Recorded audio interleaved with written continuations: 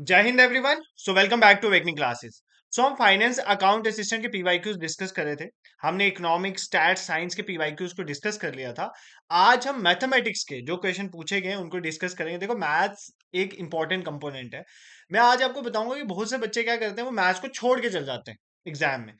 Exam में 2 या 3 question maths के टफ हो सकते हैं, इससे ज्यादा नहीं होते हैं। तो अगर मान लो आपने 3 क्वेश्चन नहीं भी करे, तुम 7 क्वेश्चन करके आ रहे हो ना, तो 7 क्वेश्चन आपका रैंक डिसाइड कर देते हैं। सिलेक्शन छोड़ो, रैंक डिसाइड कर देते हैं 7 मार्क्स। तो मतलब आप बिल्कुल भी आप मैथ्स को नहीं छोड़ के जाएंगे। और आज हम सिर्फ क्वेश्चन नहीं देखेंगे, मैं एक एक क्वेश्चन के साथ एक एक समझ लो टॉपिक ही आपको प्रिपेयर करवा दूंगा यहाँ पर। जस्ट आपने कंसंट्रेशन के साथ चीजों को पढ़ना है, ठीक है। तो यहाँ से आपके क्वेश्चन स्टार्ट हो रहे हैं। तो पहला क्वेश्चन जो था आपके पेपर में वो था, the interest on ₹54,000 loan for 9 months at 8% interest per year is. Simple interest का क्वेश्चन था कि आपका प्रिंसिपल अमाउंट है ₹54,000, आपने एक बैंक में से लोन लिया। 9 महीने के लिए आपने लोन लिया और 8% पे आपने लोन लिया, ठीक है। 9 महीने के लिए 8% पर ईयर के हिसाब से आपने लोन लिया, तो आपने कितना इंटरेस्ट पे करना है, ये आपका क्वेश्चन था, ठीक है। तो ऐसे क्वेश्चन को कैसे करते हैं, आपको सिंपल इंटरेस्ट का सिंपल सा फॉर्मूला, देखो मैं इस टाइम फॉर्मूला लगा के ही करवाऊंगा, ऐसे तो ट्रिक्स बहुत है, मैं ट्रिक्स में नहीं जा रहा, मैं सिर्फ फॉर्मूला से ही बताऊंगा आपको, ठीक है। पहले आपको फॉर्मूला तो समझ होना चाहिए, P × R × T/100, ये सबने पढ़ा हुआ है सिंपल इंटरेस्ट निकालने का, ठीक है। प्रिंसिपल अमाउंट आपको कितना दिया होता, 54,000, ठीक है। कितने इंटरेस्ट रेट पे था, 8% के इंटरेस्ट रेट पर था, ठीक है। और टाइम कितना था, 9 मंथ्स था। कितना था, 9 मंथ्स। बट आपको मंथ में नहीं लेना है, क्योंकि आप जो रेट ऑफ इंटरेस्ट साल का ले रहे हो, तो आपको जो टाइम लेना है वो भी साल के हिसाब से लेना है। तो आपको 9 महीने दिया हो तो 9 को 12 से डिवाइड कर दो, अब ये ईयर में हो गया, ठीक है। जितने भी मंथ दिया होगा ना, तो एक साल में कितने महीने होते हैं, 12, उसको 12 से डिवाइड कर दो, अब ये ईयर में हो गया, ठीक है। डिवाइडेड बाय आपका क्या, 100, बस यही तो करना है। ये 2 जीरो के साथ 2 जीरो कैंसिल, ठीक है। थ्री थ्री जा 9, 3 4 जा 12, ठीक है। तो काट दो, 4 1 जा 4, 4 2 जा 8, यार ये सिंपल मल्टीप्लीकेशन, ये तो आप कर लोगे। इधर बचा 540 और इधर बच गया हमारा 3 2 जा 6। तो 540 को 6 से मल्टीप्लाई करोगे तो आपका आंसर, 540 को 6 से मल्टीप्लाई करो तो 3240 आता है। तो 3240 आपके इस क्वेश्चन का आंसर था, ऑप्शन सी इस क्वेश्चन का आंसर, ठीक है। कोई क्वेश्चन में मुश्किल है, कोई मुश्किल नहीं होनी चाहिए वैसे, आपको ये सिंपल क्वेश्चन था, आप इसको इजीली कर सकते थे, ठीक है। This is clear. Next question देखो, क्वेश्चन में 82 क्या कहता है, Tom and Jerry went to a restaurant for dinner. Tom and Jerry इकट्ठे गए भाई डिनर करने के लिए। टॉम एंड जेरी की फाइट्स होती है, बट वो इकट्ठे डिनर करने जा रहे हैं। टॉम ने ऑर्डर किया 2 hamburgers. I don't know hamburgers क्या होता है, मैंने पहली बार तो सुना है, हम देसी लोग हैं, हमें नहीं पता, मुझे नहीं पता। And 1 soft drink. तो टॉम ने ऑर्डर किया 2 हैमबर्ग्स और एक सॉफ्ट ड्रिंक्स, और टोटल कितने रुपए बने, 70 रुपए। जैरी ने ऑर्डर करा एक बर्गर और 2 सॉफ्ट ड्रिंक्स, और इसके टोटल बने 50 रुपए, ठीक है।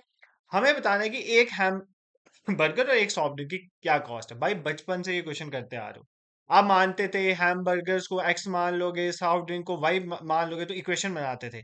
ये एक इक्वेशन बन जाएगी 2x + y = 70, और दूसरी इक्वेशन बन जाएगी जेरी वाली, ये एक हैमबर्ग है तो 1x, और 2 सॉफ्ट ड्रिंक्स है 2y = 50, ये आपकी सेकंड इक्वेशन बन जाती थी। इन दोनों इक्वेशन को सॉल्व करते थे, x और y की वैल्यू निकल जाती थी। x आपका हैमबर्गर आ जाना था और y आपका सॉफ्ट ड्रिंक आ जाना था। ये तो बचपन से करते आ रहे हो ना इक्वेशन सॉल्व। बट क्या तुम्हें इस क्वेश्चन के लिए इक्वेशन सॉल्व करने की जरूरत थी, नहीं। आप ऑप्शन पुट करके भी चेक कर सकते हो। मान लो मैंने ये देखा, ध्यान से सुनना, ठीक है। मान लो मैंने ये पहली वाली इक्वेशन जो बनाई है, ठीक है। पहले क्या, टॉम क्या ऑर्डर करता है, 2 हैमबर्गर। आप इक्वेशन भी ना बनाओ, देखो, 2 हैमबर्गर और एक क्या ऑर्डर करता है, 1 सॉफ्ट ड्रिंक। एक क्या ऑर्डर करता है, सॉफ्ट ड्रिंक। ध्यान से समझना जो मैं पढ़ा रहा हूँ, एक अच्छा कंसेप्ट सिखा रहा हूँ, इक्वेशन सॉल्व करने की भी जरूरत नहीं। और टोटल कितना बनता है, 70 रुपीज। अब देखो ये वाली चीज कौन सी इक्वेशन सेटिस्फाई करिए, जो इक्वेशन ये चीज सेटिस्फाई करिए वही आंसर होगा। मान लो पहली इक्वेशन में हैमबर्गर का प्राइस कितना है, 10, तो यहाँ पे 10 डालो, 2 × 10 कितना हो जाएगा, 20, प्लस सॉफ्ट ड्रिंक का कितना प्राइस दिया, 30, तो यहाँ पर 1 सॉफ्ट ड्रिंक है, 1 × 30, 30 होता है। 20 + 30 कितने हो गए, 50। बट हमारी राइट साइड में कितना है, 70। इसका मतलब पहली इक्वेशन आपकी गलत है, ऑप्शन ए गलत है। सेकंड पुट करके चेक करो, हैमबर्गर का प्राइस कितना है, 30, तो ये ऊपर क्या है, 2 हैमबर्गर थे तो 2 × 30, ठीक है। प्लस सॉफ्ट ड्रिंक कितनी है हमारी, एक एक सॉफ्ट ड्रिंक कितने की, 10 रुपए की। तो 2 × 30 कितना हो गया, 60, प्लस 10 कितना हो गया, 70। तो देखो यहाँ पर भी 70 आ रहा है, इसके राइट साइड में भी 70 आ रहा है, इसका मतलब ये इक्वेशन करेक्ट है। आप अगर ये दो नीचे वाली इक्वेशन भी चेक करोगे ना, अगर ये डाल के, मैं मान लो ये फोर्थ वाली चेक करके बता देता हूँ। हैम बर्गर का प्राइस कितना था 25, ठीक है, 2 इंटू 25 हो गया, प्लस 1 इंटू सॉफ्ट ड्रिंक का प्राइस कितना है 15। तो देखो 25 दूने कितना हो गया 50 प्लस 15, 50 प्लस 15 कितना होता है 65, बट आपके राइट साइड में क्या है 70, तो 65 70 के बराबर तो नहीं होता, ये इक्वेशन गलत है। इसलिए मैंने आपको बताया जो इक्वेशन सेटिस्फाई करेगी, ऑप्शन जो इक्वेशन सेटिस्फाई करेगा वही आपका आंसर होगा। इस तरह से भी आप इन क्वेश्चंस को चेक कर सकते हो। देखो एग्जाम में मैंने बहुत बार बच्चों को ट्रिक्स पढ़ाई है कि एग्जाम में अगर आपको क्वेश्चन नहीं निकल रहा है मैथ्स का, तो भाई ऑप्शन डाल के चेक कर लो, ऑप्शन से आंसर निकल जाता है। मैथ के क्वेश्चन छोड़ने वाले नहीं होते, पता नहीं क्यों बच्चे छोड़ के जाते हैं, ठीक है, नहीं छोड़ने चाहिए, ठीक है। दिस इज क्लियर, यहां तक कोई आपको दिक्कत नहीं होनी चाहिए। अब थर्ड क्वेश्चन देखो, देखो ये क्वेश्चन है आपका परमुटेशन कॉम्बिनेशन का। आपके सिलेबस में परमुटेशन कॉम्बिनेशन मेंशन है, और permutation combination is an easy topic, एक वीडियो में पढ़ा दूंगा मैं आपको, ठीक है। बट आज इस क्वेश्चन से परमुटेशन कॉम्बिनेशन को समझते हैं, ठीक है। चारों ऑप्शन हम बेशक मैं इसका आंसर 2 मिनट में बता दूं, बट मुझे आपको चारों ऑप्शन समझाने ताकि आप पेपर में गलती मत करो, ठीक है। The number of ways to arrange the letter of the word paper. अब बोल रहे हैं एक वर्ड है पेपर, इसके लेटर्स को आपने अरेंज करना है, ठीक है। देखो ध्यान से सुनो, मैं आपको एक कंसेप्ट समझा देता हूँ फिर पढ़ते हैं। देखो दो चीजें होती हैं, एक होता है परमुटेशन। क्या होता है परमुटेशन? परम्यूटेशन का मतलब होता है अरेंजमेंट, जब आप चीजों को अरेंज करके चलते हो, यहाँ पर अरेंजमेंट का बहुत रोल है। और जो हमारा दूसरा कंसेप्ट होता है कॉम्बिनेशन का, क्या कंसेप्ट होता है कॉम्बिनेशन? कॉम्बिनेशन में हम ग्रुप बनाते हैं, क्या बनाते हैं बेसिकली ग्रुप बनाते हैं, ग्रुपिंग कॉम्बिनेशन में होता है, इसमें ऑर्डर मैटर नहीं करता। कॉम्बिनेशन में ऑर्डर मैटर नहीं करता, ऑर्डर मैटर नहीं करना मतलब मैं अगर ए बी लिखूं या बी ए लिखूं, ये दोनों एक ही चीज है, ये अलग अलग नहीं है। बट परमुटेशन में ए बी अलग है और बी ए अलग है, ये दोनों अलग अलग अरेंजमेंट है, यहाँ पर ए पहले है यहाँ पर बी पहले है। तो परमुटेशन का मतलब होता है अरेंजमेंट, यहाँ पर ऑर्डर मायने रखता है। और कॉम्बिनेशन में मतलब हम ग्रुप्स बनाते हैं, ग्रुप में ए बी ग्रुप बोलो या बी ए ग्रुप बोलो, वो तो एक ही ग्रुप हुआ ना। तो यहाँ पर जो अरेंजमेंट है इसमें मैटर नहीं करता कॉम्बिनेशन में, और परमुटेशन में जो है वो मैटर करता है, ठीक है। अब अगर आपको कोई भी कॉम्बिनेशन का क्वेश्चन आएगा तो आप कैसे निकालोगे? अगर कोई भी कॉम्बिनेशन का मतलब मान लो आपकी 10 चीजें हैं और हमें वो बोलूं 10 में से 5 सिलेक्ट करनी है, तो ये फॉर्मूला लगाना होता है एनसीआर, इसको बोलते हैं कॉम्बिनेशन निकालना, ठीक है। तो कैसे निकालोगे? इसका एक फॉर्मूला होता है N factorial divided by R factorial into N minus R factorial. ये फॉर्मूला लगाओगे तो कॉम्बिनेशन के कोई भी क्वेश्चन निकल जाते हैं, ठीक है। जैसे मान लो अभी आपको ये समझ नहीं आ रहा है, हम परमुटेशन कॉम्बिनेशन पढ़ेंगे तो ये तैयार हो जाएगा, अभी बस पीवाई क्यू समझो किस तरह के क्वेश्चन आते हैं। मान लो ये फैक्टोरियल कैसे निकलता है, मान लो मुझे 3 फैक्टोरियल निकालना, एन की जगह 3 है, तो मतलब 3 से आपको मल्टीप्लाई करते करते जाना है जब तक 1 नहीं आ जाए। तो 3 इंटू 2 इंटू 1, तो 3 इंटू 2 इंटू 1 कितना होता है 6। मान लो आपको 6 फैक्टोरियल निकालना है, ठीक है। तो कैसे निकालोगे? 6 से जाते जाओ, 6 into 5 into 4 into 3 into 2 into 1, तो इसको सॉल्व करो। 6 5 जा 30, 30 4 जा 122, 122 3 जा, ऐसे करते जाओ 360, और 360 इंटू 2 क्या हो जाएगा 720, तो इसका आ गया फैक्टोरियल 720, ठीक है। ऐसे आपको निकालने होते हैं परम्यूटेशन कॉम्बिनेशन, ठीक है। अब आपके क्वेश्चन पे चलते हैं, एग्जाम में आपको क्वेश्चन क्या पूछा गया था। क्वेश्चन पूछता है the number of ways to arrange the letter of the word paper. एक वर्ड है आपके पास पेपर, उसको अरेंज करने के लिए कितने तरीके हैं, ठीक है। मतलब ये परमुटेशन है, परमुटेशन अरेंजमेंट का मतलब परमुटेशन होता है। इस पेपर वर्ड को आप कितनी तरह से अरेंज कर सकते हो, ठीक है। अब कैसे करेंगे अरेंज? गिनो कितने हैं ये, 1 2 3 4 5 6, कितने वर्ड्स हैं 6, तो ऊपर कितना आ जाएगा 6 फैक्टोरियल, ठीक है। ये होता है नंबर ऑफ वेज निकालने का, जितने आपके पास अल्फाबेट्स हैं उतने का फैक्टोरियल कर दो। बट सेकंड थिंग आपकी ये कहती है, आपको ये चीज भी चेक करनी है क्या इनमें से कोई कॉमन तो नहीं है। देखो यहाँ पर भी पी आ रहा है, यहाँ पर भी पी आ रहा है, यहाँ पर भी पी आ रहा है, ठीक है। आपने देखा यहाँ पर भी पी आ रहा है, यहाँ पर भी पी आ रहा है, यहाँ पर भी पी आ रहा है, तो कितनी जगह हमारा पी आ रहा है, ठीक है। पेपर वर्ड मैंने ठीक लिखा है ना? हाँ, तो कितनी जगह हमारा पी आ रहा है? 3 जगह पी आ रहा है। तो जितनी जगह हमारा पी आ रहा है उतना हम नीचे फैक्टोरियल लिख लेंगे, ठीक है। इसी तरह देखो यहाँ पर भी ई आ रहा है, यहाँ पर भी ई 2 बार आ रहा है, तो 2 फैक्टोरियल। इसको सॉल्व करोगे जो आपका आंसर आएगा वही नंबर ऑफ वेज होगा। तो सॉल्व करते हैं। 6 फैक्टोरियल मैंने आपको बताया कैसे करना है, 6 इंटू 5 इंटू 4 इंटू 3 इंटू 1। तो नीचे 3 फैक्टोरियल क्या आ जाएगा, 3 इंटू 2 इंटू 1, और 2 फैक्टोरियल क्या आ जाएगा 2 इंटू 1। बस इसको सॉल्व करो, 2 के साथ 2 गया, 3 के साथ 3 कैंसिल हो गया, 2 जा कितना होता है 4। इसको सॉल्व कर दो, 5 जा 10, 10 जा 60, तो कितना वेज आ गया 60 वेज आ गया। तो मैंने आपको बताया जब भी आपको नंबर ऑफ वेज निकालना हो, मतलब आपके पास मान लो 5 अल्फाबेट लिखे हो, जब मान लो ये वर्ड है इजी, ठीक है। अब अगर मैं बोलूं कि इसको आप कितने वेज में अरेंज कर सकते हो, तो आपने गिनना है कितने, 1 2 3 4, तो कितने, 4, तो 4 फैक्टोरियल। फिर आपने देखना क्या है, इनमें से कोई कॉमन है, कोई भी कॉमन नहीं है, तो बस इसका आंसर 4 फैक्टोरियल है। इतने वेज में आप अरेंज कर सकते हैं। तो हमारे यहाँ पे वर्ड था पेपर, तो पेपर में 6 है तो 6 फैक्टोरियल। बट जितने सेम है वो डिनोमिनेटर में करने हैं, तो 3 पी 3 बार है और ई 2 बार है, तो 3 फैक्टोरियल, तो इसको सॉल्व करोगे तो 60। इसका मतलब आपका पहला ऑप्शन जो है इस क्वेश्चन में बिल्कुल करेक्ट है, क्योंकि यहां पर भी नंबर ऑफ वेज कितना दिया हुआ है, 60 दिया हुआ है, ठीक है। This is clear. Next statement देखो, in a group of 20 people, 20 लोग हैं, the number of ways to select a committee of 3 members, हमें कितने मेंबर्स की कमेटी सिलेक्ट करनी है, 3 मेंबर्स की। Where the order doesn't matter, order matter नहीं करता, मतलब ये कॉम्बिनेशन का क्वेश्चन है, परमुटेशन का क्वेश्चन नहीं है। मैंने बोला, आपको मैंने पहले ही बता दिया, जहां पर ऑर्डर मैटर करता है उसको बोलते हैं परमुटेशन, क्योंकि वहां पर अरेंजमेंट होता है। और जहां पर ऑर्डर मैटर नहीं करता उसको बोलते हैं कॉम्बिनेशन। कॉम्बिनेशन में ग्रुपिंग होती है, हम सिलेक्ट करते हैं चीजों को, ठीक है। अब बता रहे हैं कि इसको लिखने का ये तरीका है कॉम्बिनेशन को, देखो। अगर आपको एग्जाम में कोई भी कॉम्बिनेशन में कोई चीज लिखनी है तो आप कैसे लिख सकते हो, मान लो 20 लोगों में से मैंने कितनी कमेटी बनानी है, 3 बंदों की, तो आप इसको ऐसे लिख सकते हो 20 CR, एक तरीका ये है लिखने का। दूसरा तरीका इसको लिखने का है, ब्रैकेट बाहर लिखो सी और अंदर लिखो 20 आर की जगह क्या आ जाएगा, 3, क्या आ जाएगा 3, 20 3। दूसरा तरीका ये। और तीसरा तरीका होता है ये ब्रैकेट डाल के, ब्रैकेट में अगर 20 और 3 लिखा हुआ है, इसका मतलब है 20C3, तो इसका यही मतलब है। तो ये स्टेटमेंट भी बिल्कुल करेक्ट है, मतलब ये कॉम्बिनेशन को लिखने का एक तरीका है। देखो मान लो यार, इधर वापस समझ नहीं समझ आया। मैंने आपको कॉम्बिनेशन का क्या फॉर्मूला पढ़ाया था, कॉम्बिनेशन का फॉर्मूला होता है एनसीआर। मान लो मैंने 10, मेरे पास लोग हैं 10 में से मैंने 5 को सिलेक्ट करना है, तो इसको मैं कैसे लिखूंगा, 10C5, ठीक है। इसको मैं ऐसे भी लिख सकता हूँ, इसको मैं बाहर सी लिख के ब्रैकेट में 10 और 5 भी लिख सकता हूँ, दो तरीके। और तीसरा तरीका, मैं ऐसे ब्रैकेट डालकर 10 और 5 भी लिख सकता हूँ, ये तीनों एक ही चीज रिप्रेजेंट करें, कॉम्बिनेशन को। तो ये जो इन्होंने ऑप्शन दिया था ना, ये बिल्कुल करेक्ट था, कि इसको इस तरह से लिख सकते हैं, तो बिल्कुल लिख सकते हैं। मतलब आपका ऑप्शन ए भी करेक्ट है, ऑप्शन बी। जब आपको इतना ही हो गया था तो आपने इसका आंसर मार्क कर देना था ऑप्शन सी, आपको ऑप्शन सी और डी चेक करने की जरूरत ही नहीं थी, ऑप्शन ए बी से ही आंसर इसका निकल गया था, ठीक है। बट आपका जो थर्ड क्वेश्चन है आपके सिलेबस में मेंशन है बाइनोमियल थ्योरम, इसको भी हम सॉल्व कर लेते हैं, ठीक है। क्यों, हम हमें जल्दी नहीं है कि सारे ही क्वेश्चन आ जाओ। मैं आज आपको 6 7 क्वेश्चन ही पढ़ा दूंगा, 2 3 कल पढ़ा दूंगा, मुझे कोई जल्दी नहीं है, बट मुझे आपको कंसेप्ट समझाना। जैसे यहाँ पे बाइनोमियल थ्योरम का क्वेश्चन है तो हम इसको करके चलेंगे। बट क्या आपको इस क्वेश्चन को करने के लिए बाइनोमियल थ्योरम की जरूरत थी, खुद कॉमन सेंस लगाओ।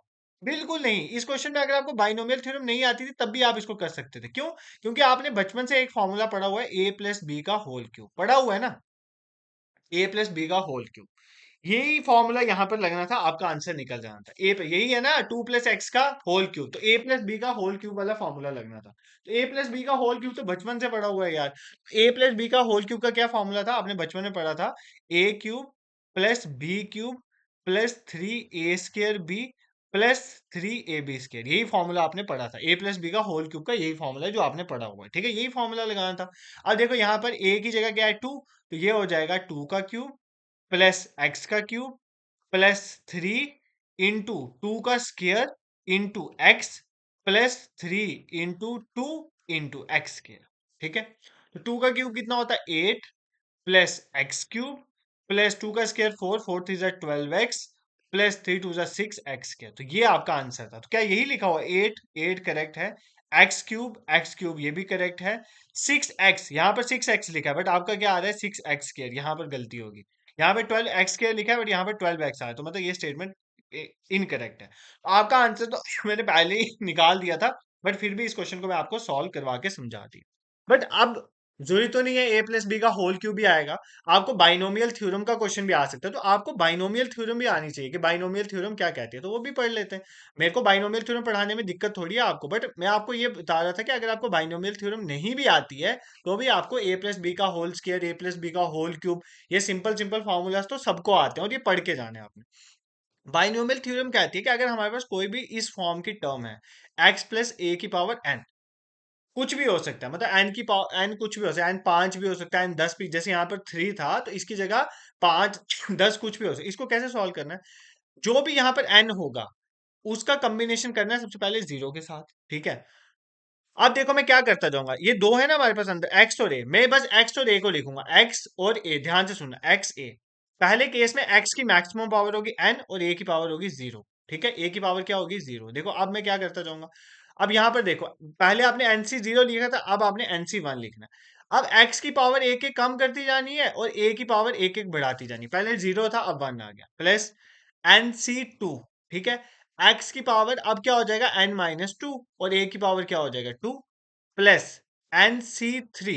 x की पावर क्या हो जाएगा n-3, a की पावर 3। इसी तरह आपने चलते जाना और लास्ट वाली टर्म आपकी आ जाएगी n x की पावर 0 हो जाएगी, अब a की पावर n हो जाएगी। ठीक है, ये होती है आपकी बाइनोमियल थ्योरम। इसको लगा के, इस फॉर्म थ्योरम को लगा के हम कोई भी क्वेश्चन, मतलब x प्लस a की पावर अगर 5 दिया है तो हम आराम से कर सकते हैं। इसको सॉल्व कैसे करेंगे, हम यहाँ पर लिखेंगे 5c0, x की पावर 5, a की पावर 0, प्लस 5c1, x की पावर एक एक कम करते जाना है, पावर 5 में से 1 जाएगा तो 4 हो जाएगी, तो a की पावर 1 हो जाएगी, प्लस 5c2, x की पावर कितनी हो जाएगी 3, a की पावर 2 हो जाएगी, प्लस 5c3, x की पावर कितनी हो जाएगी 2, a की पावर कितनी हो जाएगी 3, प्लस 5c4, x की पावर क्या हो जाएगी 1, a की पावर हो जाएगी 4। ठीक है, प्लस 5c5, x की पावर हो जाएगी 0, a की पावर हो जाएगी 5। इसको सॉल्व करो, 5c5, 5c1, 5c4, इनको सॉल्व करो तो आंसर निकल जाएगा। बस इस तरह से आपने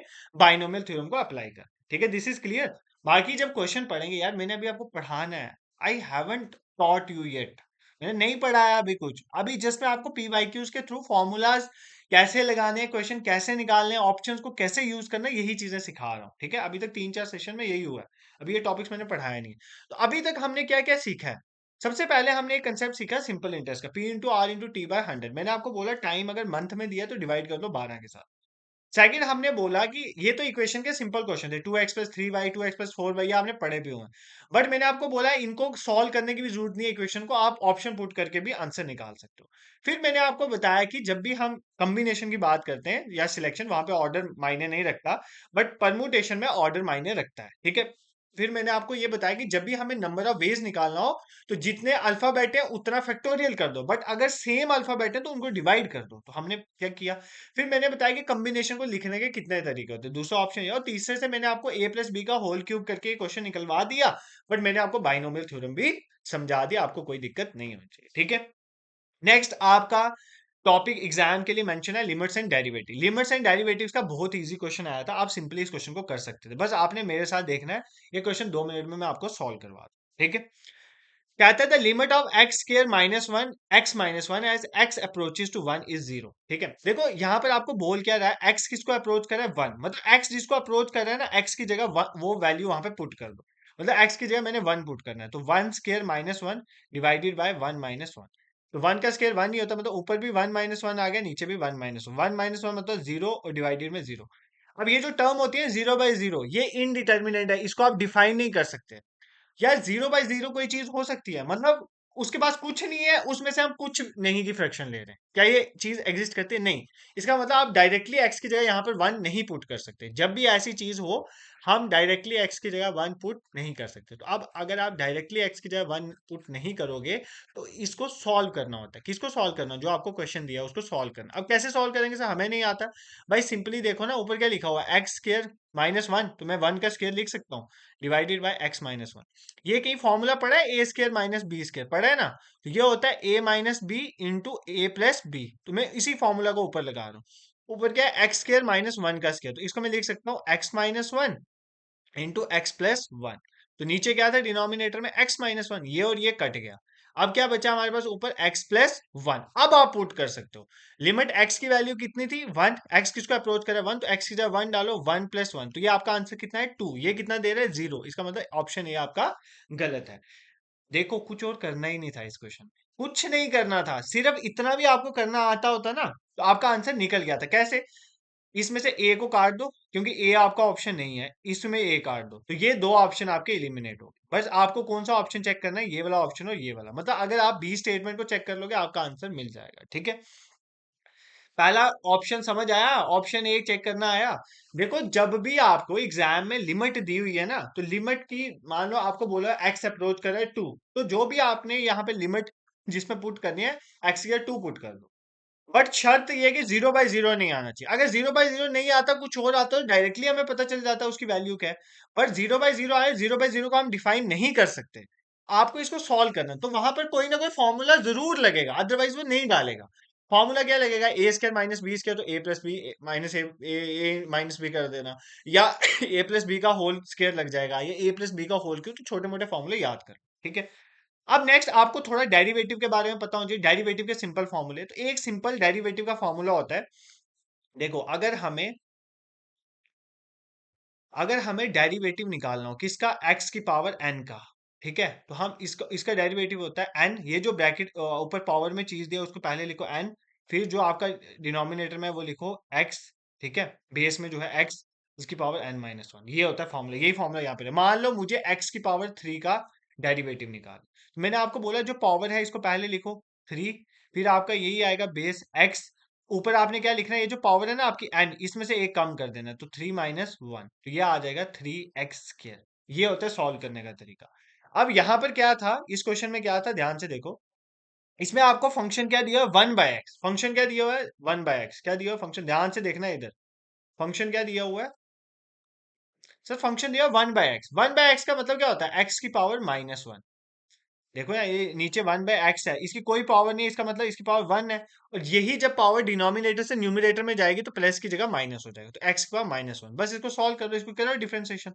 मैंने आपको फॉर्मूला बताया एन, एक्स की पावर एन माइनस वन, यही आपका फॉर्मूला है। तो एन कितना है आपका, माइनस वन, तो माइनस वन एक्स की पावर माइनस वन, ये तो एन है, इसमें से आपने किसको माइनस करना है, वन को, तो ये हो जाएगा माइनस, ये माइनस वन को छोड़ दो ना, माइनस वन का मतलब माइनस ही होता है।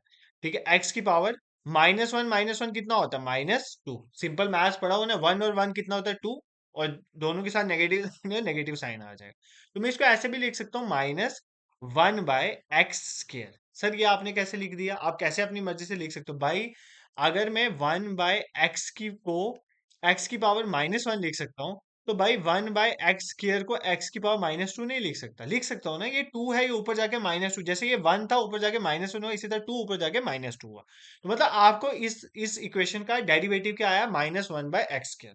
आप देखो आपको यही दिया हुआ है, देखो क्या दिया था, ये दिया हुआ है 1/x²। ये 1/x² नहीं है, ये -1/x² होना चाहिए, ठीक है। तो यहाँ पे माइनस साइन नहीं था, इसलिए ये इक्वेशन गलत है, तो ये इक्वेशन बी भी आपका गलत है, तो ये भी गलत। इसका आंसर आपका सी और डी, मतलब आपकी इक्वेशन सी और डी करेक्ट है। तो ये तो आपको याद करना है, जब भी आपको इस तरह की लिमिट दी हो, ई की power x -1 divided by x, और एक्स अप्रोच कर रहा हो जीरो को, तो इसका आंसर हमेशा वन आता है। ये याद कर लेना, ई की power x -1 divided by x जो होता है, अगर एक्स जीरो को अप्रोच करे तो उसकी पावर वन होता है, ठीक है। और दूसरा, ये डेफिनेशन आपके डेरिवेटिव की है, तो ये डायरेक्टली डेरिवेटिव किसी फंक्शन का निकालो तो उसकी जो लिमिट है वो इस तरह से डिफाइन होता है, limit H approaches to zero, F X plus H minus F X divided by H. ये भी करेक्ट है, ये दोनों डेफिनेशन है। जब मैं लिमिट्स एंड डेरिवेटिव्स पढ़ाऊंगा तो ये आपको अच्छे से एक्सप्लेन कर दूंगा। दिस इज क्लियर, कोई दिक्कत यहाँ पर, इस क्वेश्चन में कोई दिक्कत नहीं आई। देखो अभी तक हमने क्या क्या सीखा है यार, देखो यार तुम लोग मैथ से डर जाओगे, बट अभी ये पढ़ा नहीं है, ये भी तो सोचो यार, ये टॉपिक्स हमने किए ही नहीं है अभी। बिना टॉपिक्स किए पीवाईक्यूज के हमें कुछ ना कुछ समझ आ रहा है, तो जब हम टॉपिक्स कर लेंगे तो हमसे क्वेश्चन क्यों नहीं बनेंगे।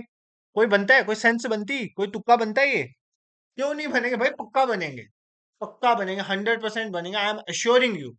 अगर आप जब ये पढ़ लोगे आपके तुक्का बने, अगर बिना पढ़े तुम्हें क्वेश्चन समझ आ रहे हैं, तो भाई जब तुम पढ़ोगे खुद प्रैक्टिस करो, क्यों नहीं आएंगे। तो मैथ्स को बिल्कुल छोड़ के तुम मत जाना यार, फिर मेरी बेइज्जती मत करवाना, फिर नहीं मुझे बोलना, क्योंकि मुझे नहीं पता जब बाकी सब एक दो बच्चे सिलेक्ट हो जाएं तो उनको लेके आ जाते हैं, बट बहुत सारे ऐसे भी होते हैं जो सिलेक्ट नहीं हो पाते हैं, ठीक है। तो I am accessible to both, जो सिलेक्ट हो रहे हैं वो भी मेरे तक पहुंच जाते हैं, और जो नहीं हो रहे फिर मैं उनसे बात करता हूँ, उनकी यही कमियां होती हैं छोटी मोटी, कि 5 नंबर का पोर्शन था, सबने पूरा ही छोड़ दिया, नहीं छोड़ना चाहिए था, वो नहीं छोड़ना, ठीक है।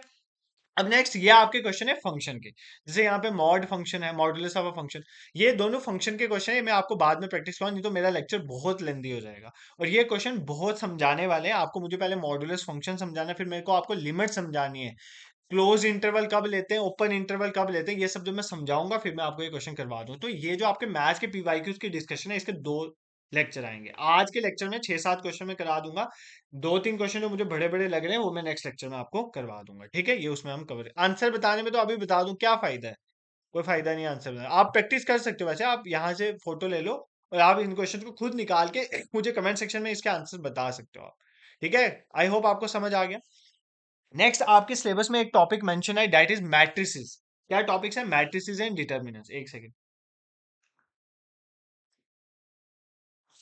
हाँ, आपके सिलेबस में मैट्रिसेस एंड डिटर्मिनेंट्स वाला टॉपिक मेंशन है। ये क्वेश्चन वहां से आया, मैट्रिसेस एंड डिटर्मिनेंट से। ठीक है, अब क्वेश्चन बहुत सिंपल है। आप सबको डिटर्मिनेंट निकालना आता भी होगा, आपने कुछ क्लासेस में पहले निकाला भी होगा। देखो, दो क्वेश्चन और पढ़ लेंगे, एक मैट्रिसेस एंड डिटर्मिनेंट का कंसेप्ट पढ़ेंगे, एक कार्ड्स वाला पढ़ लेंगे। बाकी ये दो क्वेश्चन में बाद में करवा दूंगा। ठीक है, मतलब चार क्वेश्चन बाद के लिए रख देंगे, छह क्वेश्चन आज डिस्कस। आप ये मत सोचो हमने छह क्वेश्चन डिस्कस किए, ये सोचो छह टॉपिक्स डिस्कस किए हैं, फिर आपको थोड़ा ऐसे वो फोबिया नहीं होगा। ठीक है, मैथ टफ है। तो सबसे पहले आपको यहाँ पर क्वेश्चन क्या था कि आपको इनको पेयर मैच करना है। पहला क्वेश्चन था, square matrix has two identical rows. एक स्केयर मैट्रिक्स लेना है, उसके दो आइडेंटिकल रोज हैं। और एक 3 by 3 का आइडेंटिटी मैट्रिक्स लेना है। एक 3 by 3 का डायगोनल मैट्रिक्स है जिसकी डायगोनल एंट्रीज ये हैं। और आपके पी और क्यू दो मैट्रिक्स हैं, एक डिटर्मिनेंट पी का दिया, क्यू का दिया, आपको डिटर्मिनेंट पी क्यू का ट्रांसपोज का निकालना था। और यहाँ पर डिटर्मिनेंट की वैल्यूज दी, आपको मैच करना है कौन सी वैल्यू किसके साथ करेक्ट है। ठीक है, अगर मैं आपको बताऊं ये क्वेश्चन, आपको अगर आपको ट्रिक भी पता होगी तो भी आ जाए। जो आइडेंटिटी मैट्रिक्स होता है ना, उसका डिटर्मिनेंट हमेशा वन होता है। क्या होता है? वन। आइडेंटिटी मैट्रिक्स का हमेशा डिटर्मिनेंट वन होता है, तो बी का वन आना था। तो ये दो ऑप्शन आपके ऐसे ही इलिमिनेट हो जाते हैं, मतलब इन दोनों में से आपका आंसर निकल जाता। बाकी कोई भी सॉल्व कर लेते तो इसका हो जाता, बट हम एक एक करके सभी पढ़ेंगे। जैसे पहला निकालते हैं, square matrix has two identical row. देखो, कह रहा है कि स्केयर मैट्रिक्स है, स्केयर मैट्रिक्स। ठीक है, स्केयर मैट्रिक्स क्या होता है? जिसमें जितनी रोज है उतने ही कॉलम है। मान लो ये एक मैट्रिक्स है, ए बी सी डी, ये स्केयर मैट्रिक्स है, इसमें दो रोज हैं और दो ही कॉलम्स हैं। ठीक है, इसी तरह मान लो ये मैं लिखता हूँ, A B C D E F G H I, ये भी आपका स्केयर मैट्रिक्स। क्यों? इसमें तीन ही रोज हैं, देखो, और तीन ही कॉलम्स हैं। ऐसे मैट्रिक्स को बोलते हैं स्केयर मैट्रिक्स। अब आपको क्या बोला है कि आपके पास एक स्केयर मैट्रिक्स है जिसकी एक जैसी रो है, दो रोज है एक जैसी। मान लो अगर ये ए बी है तो दूसरी रो में भी ए बी है। अब इसका हमें डिटर्मिनेंट निकालना है। तो डिटर्मिनेंट कैसे निकालते थे आप? इसको इससे मल्टीप्लाई करो, ये क्या हो गया? ए बी, और माइनस कर दो इसको इससे मल्टीप्लाई करके, A B. A B minus A B क्या होता है? जीरो। इसका आंसर जीरो आना था। यार ऐसे नहीं समझ आ रहा है तो आइडेंटिकल हमने रोज लेनी है। मान लो मैंने पहली रो में वन टू लिया तो दूसरी रो में भी मैंने वन टू लिया। अब इसको सॉल्व करो, तो सॉल्व कैसे करते हो? डिटर्मिनेंट को वन को टू से मल्टीप्लाई करोगे, टू माइनस आएगा, फिर अब इसको इससे मल्टीप्लाई करो, वन को टू से multiply, two, two minus two क्या होता है? जीरो। मतलब इसका आंसर क्या आना था? जीरो। तो इसका आंसर क्या था? जीरो। समझ आ रहा है भाई? बहुत इजी समझा रहा हूँ। ए का थ्री आना था, ए का थ्री आना था। ठीक है, ए का थ्री यहाँ भी है, ए का थ्री, ए का थ्री यहाँ भी है। देखो, ये दो तो मैं पहले ही एलिमिनेट कर चुका था, इसका मतलब आपका ऑप्शन ए आंसर था, ए का थ्री। और यहाँ से मैंने आपको बताया था कि आइडेंटिटी मैट्रिक्स का हमेशा डिटर्मिनेंट क्या होता है? वन होता है। आइडेंटिटी मैट्रिक्स का हमेशा डिटर्मिनेंट वन होता है। मैं निकाल के बता देता हूँ यहाँ पे। ठीक है, निकाल के भी बता देता हूँ तुम्हें, तुम्हारे दिमाग में कोई वो दुविधा नहीं रहनी चाहिए। आइडेंटिटी मैट्रिक्स क्या होता है? जिसके डायगोनल एलिमेंट वन हो। मान लो ये वन जीरो जीरो वन। ठीक है, ऐसे मैट्रिक्स जिनके डायगोनल एलिमेंट वन होते हैं उनको बोलते हैं आइडेंटिटी मैट्रिक्स। तो इसको करो solve, one into one, one, minus zero into zero, zero. तो वन में से जीरो गया तो वन। मैंने आपको बोला इसका डिटर्मिनेंट हमेशा वन आता है। तो चाहे ये टू बाई टू का हो, चाहे ये थ्री बाई थ्री का हो, थ्री बाई थ्री में भी चेक कर लो, one one one. Diagonal matrix जिसके डायगोनल एलिमेंट्स वन होते हैं उसको बोलते हैं कौन सा? Identity matrix. बाकी सारे इसमें जीरो होते हैं। ठीक है, अब इसको सॉल्व करो। इसको कैसे सॉल्व करते हो? पहले इसको रखोगे बाहर, वन। ठीक है, इसको इसको इससे मल्टीप्लाई करो, क्या आ गया? One into one, one, minus zero into zero, zero. ठीक है, फिर उसके बाद दूसरी वाली आपकी टर्म ये वाली आती है, माइनस जीरो इंटू, आगे क्या करना होता है? इनको मल्टीप्लाई करना, बट जीरो को जिससे भी मल्टीप्लाई करोगे वो जीरो ही हो जाएगा। फिर प्लस ये वाला जीरो आएगा, इसको जिससे भी मल्टीप्लाई जीरो। तो मतलब आपका आंसर क्या आया? One into one. तो वन इंटू वन क्या होता है? वन। तो इसका मतलब इसका आंसर वन है। बाकी जब मैं डिटर्मिनेंट पढ़ाऊंगा मैं सॉल्व करवाना आपको बता दूंगा, बट अभी के लिए मैंने आपको ये समझा दिया कि यूनिट मैट्रिक्स जो है उसका डिटर्मिनेंट वन होता है। तो इस तरह से आप इस क्वेश्चन को भी सॉल्व कर सकते हैं। दोनों क्वेश्चन मैंने आपको करके बता दिए। ठीक है, दो ऑप्शन से आपको क्लियर हो गया। बट अगर आपको ये भी करना है तीसरा क्वेश्चन, तो मैं वो भी करके बता देता हूँ। ये क्या बोल रहा है? एक थ्री बाई थ्री का डायगोनल मैट्रिक्स है। डायगोनल मैट्रिक्स वो मैट्रिक्स होता है जिसके सिर्फ डायगोनल एलिमेंट होते हैं, बाकी सब जीरो होते हैं। और डायगोनल एलिमेंट कौन कौन से? वन टू और थ्री। तो कर लेते हैं ना भाई, कर लेते हैं, हमें कोई दिक्कत नहीं है, मुझे कोई दिक्कत नहीं है आपको पढ़ाने में। देखो क्या कहता है, एक हमारा 3 बाई 3 का डायगोनल मैट्रिक्स है। डायगोनल मैट्रिक्स होता है जिसके सिर्फ डायगोनल में एलिमेंट आते हैं। तो डायगोनल के एलिमेंट क्या दिए हुए हैं, 1 2 और 3। इसका मतलब बाकी सारे एलिमेंट क्या होंगे, जीरो। ठीक है, इसका डिटर्मिनेंट निकाल। तो कैसे निकालोगे, डिटर्मिनेंट 3 बाई 3 का डिटर्मिनेंट निकालने का तरीका है, पहले इसको देखो, ये बाकी सब भूल जाओ। तो ये क्या है बाहर, इसका क्या है बाहर, 1 लिखो बाहर, इसको इससे मल्टीप्लाई करो, 2 3 जा 6, माइनस इसको इससे मल्टीप्लाई करो, 0 6 - 0। ठीक है, ये हो गया। अब फिर आपने ये वाली टर्म लेनी है, तो ये टर्म माइनस करके ये टर्म लेनी है 0। अब इसको भूल जाओ और इसको भूल जाओ, तो 0 × 3 क्या हो जाएगा, 0, माइनस 0 × 0 क्या हो जाएगा, 0। ठीक है, प्लस अब आपने ये वाली टर्म लेनी है, कौन सी, ये वाली। तो इसको भूल जाओ और इसको भूल जाओ, बाकियों को मल्टीप्लाई करो, 0 × 0 क्या हो गया, 0। ठीक है, और माइनस 0 × 2 क्या हो गया, 0। ठीक है, तो ये भी 0 हो गया सारा, ये 0। आपके पास सिर्फ क्या बचा, 1, और 6 - 0 क्या होता है, 6। तो 1 × 6 6। इसका डिटर्मिनेंट कितना आता है, 6। तो यहाँ पर देखो 6 कहाँ पर है, देखो यहाँ पर 6 कहाँ पर है हमारा, 6। इसका क्या आता है, 6। तो मतलब इसका ये ऑप्शन आता है। अब ये देखो, अगर पी एंड क्यू हमारे दो मैट्रिसेस हैं, डिटर्मिनेंट पी का दिया हुआ है 2 और डिटर्मिनेंट क्यू का दिया हुआ है 4, हमें डिटर्मिनेंट निकालना है पी इंटू क्यू का ट्रांसपोज। देखो, डिटर्मिनेंट क्यू का जो होगा वही डिटर्मिनेंट क्यू के ट्रांसपोज का होगा, पहले तो ये आपको पता होना चाहिए। ट्रांसपोज में होता है रोज को कॉलम को रिप्लेस कर दो, जितना डिटर्मिनेंट क्यू का होगा उतना ही क्यू का ट्रांसपोज का होगा। तो मतलब क्यू के ट्रांसपोज का डिटर्मिनेंट कुछ अलग नहीं है, जो क्यू का है वही क्यू के ट्रांसपोज का है। तो देखो ये हमें क्या करना था, पी क्यू टी का डिटर्मिनेंट बताना। पी का डिटर्मिनेंट 2 है, और क्यू ट्रांसपोज का वही डिटर्मिनेंट है जो क्यू का है, मैंने आपको बोला। तो इसका क्या है, 4। तो 2 × 4 = 8, तो मतलब इसका 8 आता, मतलब डी का 8 आता। मैंने सारे ऑप्शन लगा दिए, ए का 3, तो देखो ए का 3, बी का 1, तो बी का 1, सी का 4, तो सी का 4, और डी का 5, तो डी का 5 आपका आ गया 8। ठीक है, मतलब मैंने आपको ये बताया कि डिटर्मिनेंट जो किसी के ट्रांसपोज का होता है उसका और उसका डिटर्मिनेंट सेम होता है। तो बाकी दोनों की वैल्यू दी हुई थी, इनको मल्टीप्लाई जस्ट करना था आपको। I hope this is clear to you, यहां तक आपको कोई दिक्कत नहीं है। मैंने थोड़ा बहुत आपको मैट्रिसेस के बारे में भी पढ़ा दिया, लिमिट्स भी बता दी कैसे निकालनी है। उसके बाद हमने पहले इक्वेशंस कैसे सॉल्व करते हैं वो भी देख लिया। उसके बाद परमुटेशन कॉम्बिनेशन का भी कंसेप्ट थोड़ा बहुत आज हमने समझा। तो देखो कितनी चीजें, बाइनोमियल थ्योरम भी समझी। उसके बाद हमने कुछ फॉर्मूला बेस्ड क्वेश्चन भी करे, ठीक है, और हमने सिंपल इंटरेस्ट का भी एक क्वेश्चन किया। अब लास्ट आज के सेशन में हम एक क्वेश्चन कर लेते हैं, बाकी 4 क्वेश्चन आपके रह जाएंगे, वो मैं नेक्स्ट सेशन में आपको करवा दूंगा। मैं नहीं चाहता आप ओवर बर्डन हो जाओ मैथ्स के लेक्चर में, और लेक्चर भी बहुत लेंदी हो रहा है। देखो अब आपके प्रोबेबिलिटी के क्वेश्चन है। देखो प्रोबेबिलिटी में मान लो आपको सिंपल 4 5 चीजें प्रोबेबिलिटी में याद रखनी है, ठीक है। प्रोबेबिलिटी में 4 5 चीजें याद रखोगे, कोई भी क्वेश्चन करना होगा प्रोबेबिलिटी का, तो प्रोबेबिलिटी के क्वेश्चन हो जाएंगे। क्या क्या, एक तो प्रोबेबिलिटी मैंने आपको स्टैट्स में भी पढ़ाया था। प्रोबेबिलिटी में अब हम कार्ड्स की बात करें, ठीक है, ताश के पत्ते। कितने कार्ड्स होते हैं हमारे पास, 52। सुनना ध्यान से, कितने कार्ड्स होते हैं, 52 कार्ड्स होते हैं।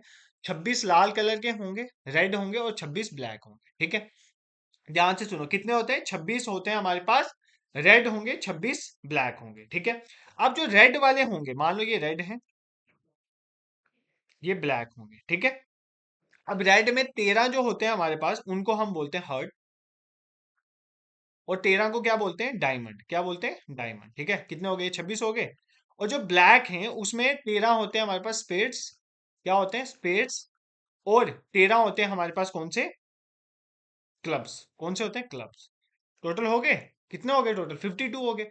अब हर एक, ध्यान से सुनना, ये तो हो गए सारे, देखो 13 13 26 और 26 ये हो गए, कितने हो गए, 52 कार्ड्स हो गए। मतलब टोटल 52 कार्ड्स होते हैं हमारे पास, उनमें से 26 रेड होते हैं, 26 ब्लैक होते हैं। जो रेड वाले होते हैं उसमें हर्ट होते हैं, डायमंड, मतलब हर्ट भी 13 होते हैं, डायमंड भी 13 होते हैं, स्पेड्स भी 13 होते हैं, क्लब्स भी 13 होते हैं। ये आपको याद रखना है।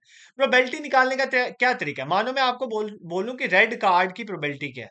तो रेड कार्ड कितने, 26। टोटल कार्ड कितने, 52, तो 26/52 ये इसकी प्रोबेबिलिटी है। तो 26/52 1/2 होता है। मान लो मैं आपको बोलूं प्रोबेबिलिटी निकालो स्पेड्स की, स्पेड्स की क्या प्रोबेबिलिटी है, तो स्पेड्स कितने, 13, और टोटल कार्ड कितने, 52, तो 13/52, 13/52 स्पेड्स की प्रोबेबिलिटी है। 13/52 होता है 1/4, ठीक है। ये ऐसे निकालते हैं। अब इसको छोड़ के और कौन कौन से कार्ड होते हैं वो आपको याद रखने हैं, ठीक है। हमारे पास किंग, एक कार्ड होता है जिसको बोलते हैं किंग। ये टोटल कितने होते हैं, 4। एक इधर होगा, एक इधर होगा, एक इधर होगा, एक इधर होगा, ठीक है। इसी तरह एक होता है क्वीन, क्या होती है, क्वीन। ये भी 4 होगी, एक एक सब में होगी, ठीक है। इसी तरह एक हमारे पास एक हो गया किंग, एक हो गया हमारे पास क्वीन हो गया। उसके बाद हमारे पास जैक, जैक भी चार होते हैं, कितने होते हैं जैक हमारे पास चार होते हैं, एक एक सब में होगा, ठीक है, इतना भी आपको याद करोगे ना तो प्रोबेबिलिटी के सारे क्वेश्चन आपके कार्ड वाले निकल जाएंगे। अब हम चलते हैं क्वेश्चंस पे, ठीक है, क्वेश्चंस पे आप इजीली आप कर लोगे प्रोबेबिलिटी का क्वेश्चन जो है, ठीक है। सबसे पहले देखो, pick up a diamond from a well shuffled deck of 52 playing card. 52 आपके प्लेइंग कार्ड्स हैं, उसमें से डायमंड, उसमें से आपने कौन सा उठाना है, डायमंड। तो मैंने आपको बताया डायमंड कितने होते हैं 13, तो टोटल कितने भुंजा, 13/भुंजा, 13/भुंजा कितना होता है 1/4, 1/4 मतलब 0.25, ठीक है। मैं इसको 0.25 में क्यों लिख रहा हूँ, क्योंकि इससे मुझे क्वेश्चन में क्या पूछा, आपको बताना है कि इंक्रीजिंग ऑर्डर ऑफ प्रोबेबिलिटी, मतलब पहले सबसे छोटा फिर उससे बड़ा फिर उससे बड़ा फिर, तो आप सबको पहले निकालोगे फिर उसकी प्रोबेबिलिटी लिखोगे।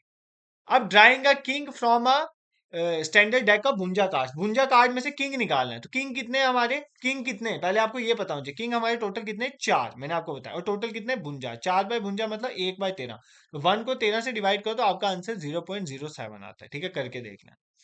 नेक्स्ट देखो, अब नेक्स्ट ये आ गया डाइस का क्वेश्चन, कहता है rolling a number between 1 and 6 on a fair 6 sided die. आपका डाइस की 6 साइड होती है और आपके नंबर जो है 1 और 6 के बीच में आने चाहिए, तो 1 और 6 के बीच में कौन कौन से नंबर है, 2 3 4 5, कितने नंबर है, 2 3 4 5, कौन सा नंबर है, 2 है 3 है 4 और 5 है, कितने हुए टोटल, चार, यह आ जाएगा 4। टोटल कितने होते हैं डाइस में, 6, तो 4/6, 4/6 बेसिकली हमारा कितना होता है, 2 2 जा 4, 2 3 जा 6, 2/3 जो है 2/3 हमारा 0.66 के बराबर आ गया, ठीक है, दिस इज क्लियर। और getting a heads on a fair coin toss, एक कॉइन को टॉस किया तो क्या आया, हेड आया, तो देखो एक कॉइन को टॉस करके या हेड आता है या टेल, इसने हेड का पूछा है, 1/2, 1/2 कितना होता है 0.5, अब इसको लगाओ सीक्वेंस में, सबसे छोटा क्या है 0.07, तो सबसे छोटा बी है, उससे बड़ा कौन सा है 0.25, तो ए है, उससे बड़ा कौन है हमारा 0.5, तो डी है, उससे बड़ा कौन सा है 0.6, तो सी है, तो इसका आंसर है B A D C, B A D C कौन से ऑप्शन में है, ऑप्शन सी में है, तो this is the correct answer. I hope this is clear to you. Probability के क्वेश्चन इसी तरह से होते हैं, प्रोबेबिलिटी में सिंपली आपने देखना होता है कि आपके फेवरेबल आउटकम्स कितने हैं और टोटल कितने हैं। जैसे मान लो हमने बताना है कि क्वीन कितनी है, आपके पूरे भुंजा कार्ड में से क्वीन कितनी है, चार, तो ऊपर चार नीचे भुंजा 52। मानो मैंने आपको बोला मैंने एक सिक्का उछाला और टेल आ गया, आप एक एक सिक्के को उछालते हो उसमें एक हेड आता है एक टेल आता है, नीचे आ गया एक हेड या टेल, तो मतलब नीचे टू आ गया, दो चीजें। ऊपर मैंने किसकी प्रोबेबिलिटी निकाली, टेल की, तो टेल एक ही बार आया तो 1/2 आ गई प्रोबेबिलिटी, बस ऐसे ही प्रोबेबिलिटी के क्वेश्चन करता है। बाकी ये एरिया ऑफ ट्राइंगल निकालना था इस क्वेश्चन में, इसका एक सिंपल फॉर्मूला था, basically 1/2 into A B cross A C, मतलब हमें ए बी ए सी निकालना था, फिर इसका आंसर निकला, बट इसके सारे ऑप्शन गलत दिए थे एग्जाम में, इसका आंसर मैं निकाला था, इसका आंसर √17 आता है, और √17 कोई ऑप्शन में नहीं था, पता नहीं जेकेएसएसबी ने इसके ग्रेस मार्क दिए नहीं दिए, बट मैं ये क्वेश्चन आपको निकाल के बताऊंगा क्योंकि ट्राइंगल्स में से इस तरह के क्वेश्चन आता है, ठीक है। नेक्स्ट आपका लास्ट क्वेश्चन वेक्टर में था, ये भी पढ़ा दूं, छोटा सा ही है, देख लेते हैं यार, यूनिट वेक्टर का क्वेश्चन है। The unit vector having the opposite direction of the vector this, देखो मेरी बात सुनो ध्यान से, कहता है कि आपको यूनिट वेक्टर निकालना है जिसकी डायरेक्शन अपोजिट है इस वेक्टर के। आपको एक वेक्टर दिया हुआ है, मान लो इस वेक्टर को मैं v मान लेता हूँ, ये आपको वेक्टर क्या दिया हो, इस वेक्टर की वैल्यू है 1 - 1, ये आपको वेक्टर दिया हो। आपको निकालना है इसका unit vector but opposite direction में। यूनिट वेक्टर निकालने का तरीका होता है, जो भी आपको वेक्टर दिया है ना उसको डिवाइड कर दो उसके मैग्नीट्यूड के साथ, क्या किसके साथ डिवाइड कर दो, उसी वेक्टर के मैग्नीट्यूड के साथ, ठीक है। अब मैग्नीट्यूड कैसे निकालते हैं, किसी भी वेक्टर का मैग्नीट्यूड, मान लो ये 1 - 1 का मैग्नीट्यूड निकालना है, तो निकालने का तरीका होता है अंडर रूट करो, इसमें जो टर्म है ना इनका स्केयर करके ऐड कर दो, मतलब 1 का स्केयर प्लस दूसरी टर्म क्या है -1, तो -1 का स्केयर, ये होता है इसका मैग्नीट्यूड निकालने का, तो निकालो। अंडर रूट 1 का स्केयर 1 होता है और -1 का स्केयर 1 होता है, 1 + 1 क्या हो गया 2, मतलब इसका मैग्नीट्यूड आ गया 2, तो ये आ गया ऊपर आ गया वेक्टर 1 -1 और नीचे आ गया इसका मैग्नीट्यूड, मैग्नीट्यूड कितना निकाला है √2, बट ये अभी मैंने करेक्ट नहीं निकाला, क्यों, आपको क्वेश्चन में बोल रहा है ये तो निकला यूनिट वेक्टर, अब यहाँ पे बोल रहा है unit vector having opposite direction, opposite direction के लिए आपको माइनस साइन लगाना पड़ेगा, तो आपका आंसर आएगा -1/√2, 1 और -1, तो देखो कहां पर है -1/√2, 1/-1, ठीक है, दिस इज क्लियर। नहीं समझ आया वापस समझाता हूँ, कहीं भागने की जरूरत नहीं है, यहीं पर सारे डाउट्स क्लियर होंगे, एक बार नहीं होंगे, दो बार 10 बार करेंगे, ठीक है। आपको एक वेक्टर दिया हुआ था उन्होंने, वो वेक्टर था 1 और -1, आपको बोला इसका यूनिट वेक्टर निकालो, क्या करो यूनिट वेक्टर निकालो, बट अपोजिट डायरेक्शन, जैसे ही इसने अपोजिट डायरेक्शन बोला तो माइनस लगा दो, बट यूनिट वेक्टर निकालने का तरीका होता है उस वेक्टर को डिवाइड कर दो उसी वेक्टर के मैग्नीट्यूड के साथ, मैंने ये वेक्टर लिख दिया, ऊपर वेक्टर था 1 - 1 और नीचे मुझे इसका मैग्नीट्यूड निकालना। मैग्नीट्यूड निकालने का तरीका अंडर रूट करो। मैग्नीट्यूड इस तरह से निकलता है किसी वेक्टर का। तो जो भी टर्म है उसका स्केयर कर दो, 1 का स्केयर प्लस ये दूसरी टर्म क्या है, -1 का स्केयर। ठीक है, ये आ गया ऊपर माइनस, ये आ गया वेक्टर आपका।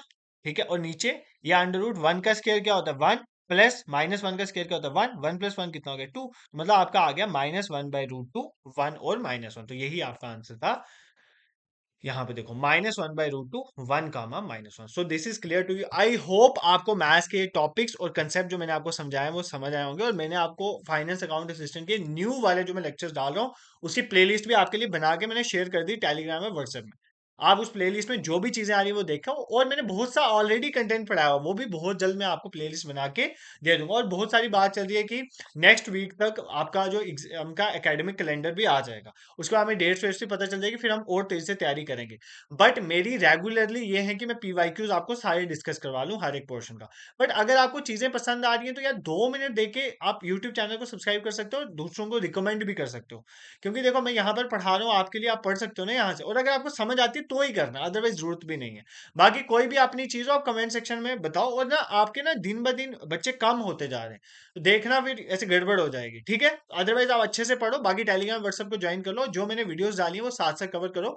प्ले लिस्ट में डिस्क्रिप्शन में डाल दूंगा, आप उसको साथ साथ बाकी वाले भी जो पीवाईक्यूज की डिस्कशन है वो देख सकते हैं, रेस्ट हम धीरे धीरे डिस्कस कर लेंगे। Thank you so much for watching.